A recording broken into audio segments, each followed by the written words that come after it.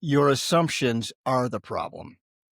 Too often we get stuck thinking that the structures of the market are destiny, that the way people buy now, the way other people have solved their problems or are trying to solve their problems represent the right best way for us to continue doing it into the future. Uh, my conversation with Bradley Knapp of Clearstead displays how successful you can be as a leader by asking more questions and learning from the right mentors. Check the notes on this episode, and you will see a listing of some of the most impactful entrepreneurs, business builders, and the best mentors you could possibly imagine. Kudos to Bradley for putting together such a great list of mentors. So my suggestion to you, my friend, is be like Bradley. Enjoy my conversation with Bradley Knapp of Clearstead. Welcome to Lay of the Land Weekly Impact. This is the 2025 Smart 50 edition, where I'm Haviland are speaking to people that smart business thinks are pretty smart. And trying to figure out how they got here. So, Bradley, thanks so much for making time today. So, you've been through a bunch of conversations already today. Absolutely. And you've met a bunch of people. And a bunch of great people. So hopefully, you're talking about your favorite subject. I have. It's my favorite subject is Clearstead and the smart people around me at Clearstead. So brilliant. Well, maybe give me a little bit of your story. So you've been at Clearstead for 9 years, something like that? Yeah. Just coming up on my 10th year. Absolutely. Okay, great. So maybe give me the arc for you. Are you native Clevelander? Yeah. Came out of Cleveland, not too far away, about an hour away. But I actually stayed in the area. I went to John Carroll University for undergrad and decided to stay on Nice. in Cleveland, Ohio. Worked with some wonderful institutions, Key, National City, PNC, before landing at Clearstead, which was Heartland and Company at the time. Right. And really been part of that growth story. So again, we advise on about 50 billion in assets, 280 employees. So we're growing rapidly, offices in 12 different markets right now. That's fantastic. And I know I was looking at your LinkedIn numbers. You guys have been growing pretty substantially from a headcount perspective, but I mean that assets under management must be rising even faster than that. It is. You're absolutely right. And really, that's just a piece of the story. Okay. So at Clearstead, our mission really is to deliver holistic, fiduciary-driven financial counsel to our clients, and it integrates financial planning, estate planning, tax planning, investments, trust services, family office services. So it's a major suite of services that we provide for the families we work with, and then also our nonprofit institutional clients we're very proud of. And is that what makes it particularly smart? Obviously, there's nothing new about financial services, nothing new about family offices, but all that together, is that what makes it smart? What's the smart part? I would say the smart part is, again, number one, taking a founder-led business and transitioning that into a employee-based owned organization. We have 90 employee shareholders that are actively involved in Clearstead. So are you an ESOP then? You're not an ESOP. Okay, no. 90 shareholder partner. Absolutely. Okay. And I will have to say this was part of the DNA early on. It was really to make sure that those people growing the business and trying to be acting like owners and leaders with their clients that they're working with were actually had a piece of the ownership as well. So my predecessors, Tom Hartland and Dave Fulton, I would credit that with those two gentlemen. Yeah, I mean, I think it's, we always, as leaders, ask everyone to take ownership, right? I've actually seen that as a core value. Everyone takes ownership, but I'm not an owner. Let's solve that problem. That's really been an important part of our secret sauce because it changes the dynamics. Yeah. It makes sure that our advisors, our consultants, the different department leaders really have skin in the game, number one. Also, it means everybody checks their ego at the door. It's all about the client. Making sure we have a exceptionally well-run client experience, that we're giving our best fiduciary counsel. Again, it really aligns people's interest around what's most important. And frankly, that's the client and making sure that we're delivering. That's awesome. I've worked with a number of law firms where there's a lot of partners, a lot of owners of the business. How do you keep those two things separate, like your ownership stake versus where you sit in the org chart?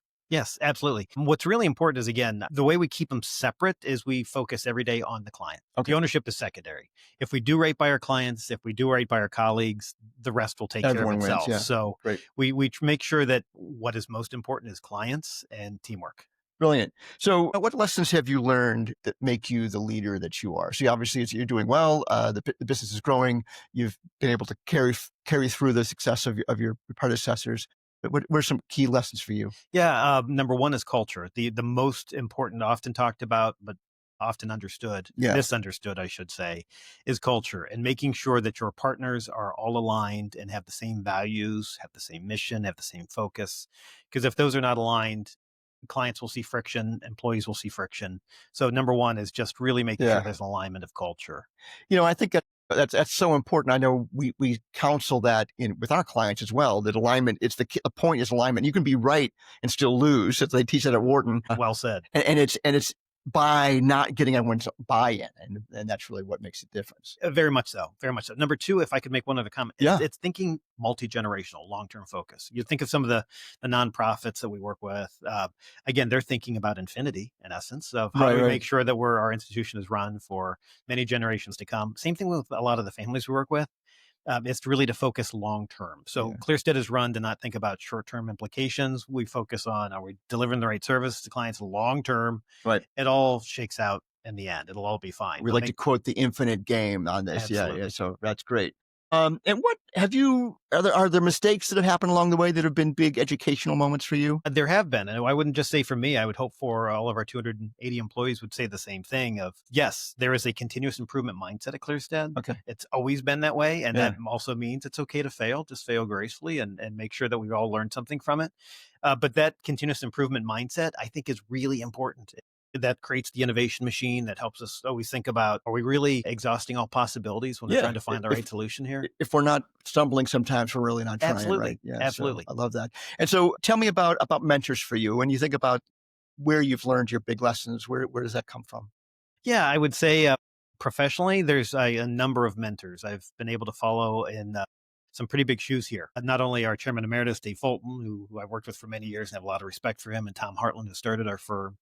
But I would say there's a lot of, in Northeastern Ohio, again, a lot of people that were influential in my career who really helped set me up for success and also gave a lot of positive feedback over the years. There's some that are not with us anymore and some that are. I would say a few, Sam Miller from Forest City, and that family and the Ratner family have been Yeah. really good to me over the years. I'd say Bill Summers, who used to run McDonald and Company, was a wonderful visionary and wonderful leader, and I'm still in contact with Bill, and I think the world of Bill. And all the way to, again, there's current leaders in our business community, Umberto Fideli, who's just amazing with how much he gives back to the community and what he does to the business community and nonprofit. So there's a lot of And he's very self-aware about it, about what he's doing and why he's doing it. I know he's been on Lay of the Land a number of times, and because we just like everything he says is gold. yes. I'm just amazed at some of these people that I've just described, at how much, giving back to Cleveland and the Cleveland community is so important to them as much as it is building their business. They Right. realize they have large shadows, large footprint, and they need to give back. And that's very impressive. Well, I mean, it's always enlightened self-interest as well. The more we make Cleveland a great place to be, the easier it is to recruit people, and it's much more fun to be here. Very much so. Yeah. Well, so what? Who do you need? Anyone you need to thank for this particular recognition? Is there anyone you want to give a shout out to? I would just say smart business overall. Again, I've started to get to know a number of the smart business folks, and they've just been wonderful to work with and get to know. I think it's an important thing that they're doing here in our community. Yeah, Share yeah. success stories. That's why we're here. We align with the notion we have to make these stories learnable and present, so that we can all celebrate each other in our successes. Well said. All Well right. said. Any closing words of wisdom for young entrepreneurs coming up? I mean, so let's feed it forward. You've been successful. You and I have a little gray hair. Do you have any favorite words that you would say to youngsters coming up? Yeah, I would echo a comment I made just a moment ago of don't be afraid to fail. Right. Failure is part of the growth, and sometimes you got to really stick your nose out. But I think what you'll find is you'll be handily rewarded for it. All right, So, very good. Thank you, sir. I appreciate your time today. thank you. All right.